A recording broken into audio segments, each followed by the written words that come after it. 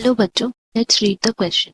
इस क्वेश्चन में हमें बोला गया है aromatic amino acid is and options are tyrosine, phenylalanine, E tryptophan and D is all of the above. तो क्वेश्चन के लिए लोग बोल सकते हैं हमारा की कॉन्सेप्ट हो जाएगा अमीनो एसिड। तो पहले जानते हैं what is amino acids.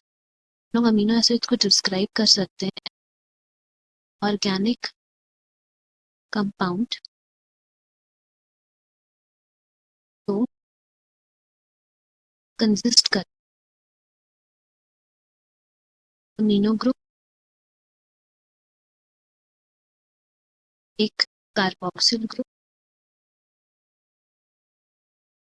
And some unique organic side chain. का मतलब है कि जो भी कंपाउंड जिसमें एक अमीनो ग्रुप, कार्बोक्सिल ग्रुप और एक साइड चेन का को हम लोग अमीनो एसिड्स बोल सकते हैं। And these amino acids combine to form proteins and हम लोग को एक और बात है जो याद रखना कि बेसिक यूनिट्स ऑफ प्रोटीन जिसमें दे आर मेड ऑफ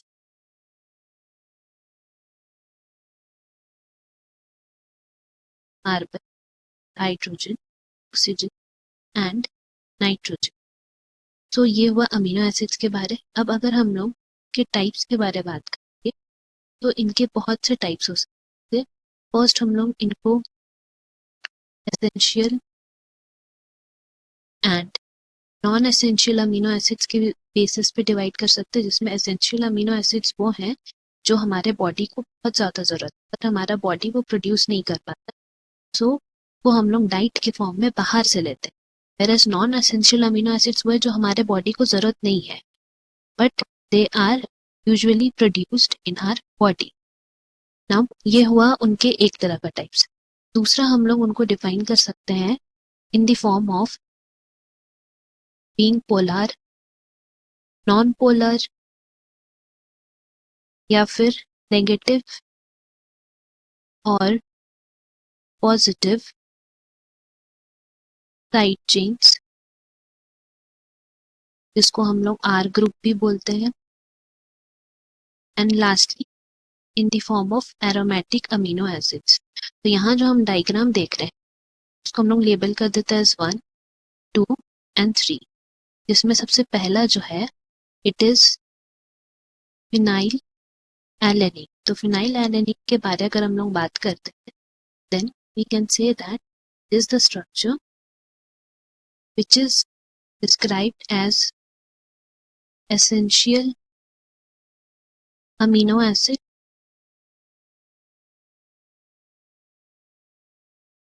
क्योंकि ये एसेंशियल अमीनो एसिड्स है तो हम लोग अभी पहले बात किए थे कि they can not be made in the body, so they are taken in the form of diet from outside and it is used, या फिर ये बोल सकते हैं कि ये फिनाइल एनालिन जैसे ही एक्टिव होता है then they are used to make tyrosine. तो इससे हम लोग को ये समझ में आता है कि टाइरोसिन तभी फॉर्म होगा जब फिनाइल एलानिन एक्टिव होगा। एंड दिस फिनाइल एलानिन के पास एक बेंजाइल ग्रुप है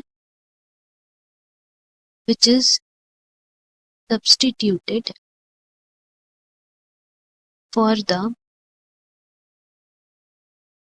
methyl group of alanine। तो इस फिनाइल एलानिन में बेंजाइल ग्रुप है और साथ में उसके साथ मिथाइल ग्रुप है जो एलानिन के लिए जॉइन अप होता है। तो this was about phenyl alanine. Second जो स्ट्रक्चर है दैट इज टाइरोसिन। तो टाइरोसिन जैसे कि अभी हम लोग पढ़े कि it is formed by the help of phenyl alanine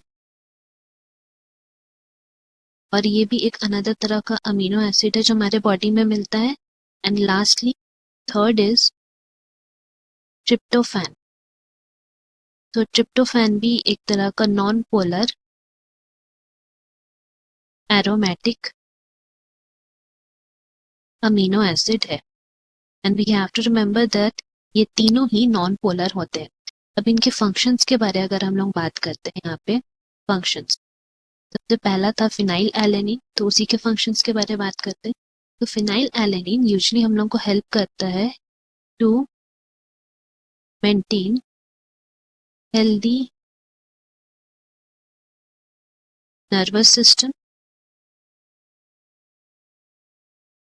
और एज अ मेमोरी बूस्टर, ये दो तरह से ये हेल्प करता है। एंड नेक्स्ट अगर हम लोग बात करते हैं ट्रिप्टोफैन की,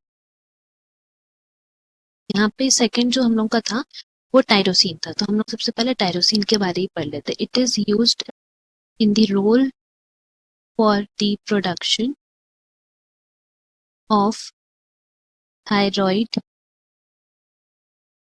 हार्मोन, तो ये था टायरोसिन के बारे। एंड थर्ड यहाँ पे था हमारा ट्रिप्टोफैन, तो इसीलिए थर्ड हम लोग ट्रिप्टोफैन के बारे पढ़ते हैं। ट्रिप्टोफैन को हम लोग बोल सकते हैं कि it is involve in the production of a hormone that is known as the hormone serotonin, and इनका रोल होता है हमें रेगुलेट करना स्लीप मूड साइकिल्स। तो इससे हम लोग को ये समझ में आता है कि जितने भी ऑप्शंस दिए हुए हैं वो सारे के सारे एरोमेटिक अमीनो एसिड्स के ग्रुप में ही आते हैं, इसीलिए ये हमारा करेक्ट ऑप्शन हो जाएगा option D. Hope you have understood. Best of luck, thank you.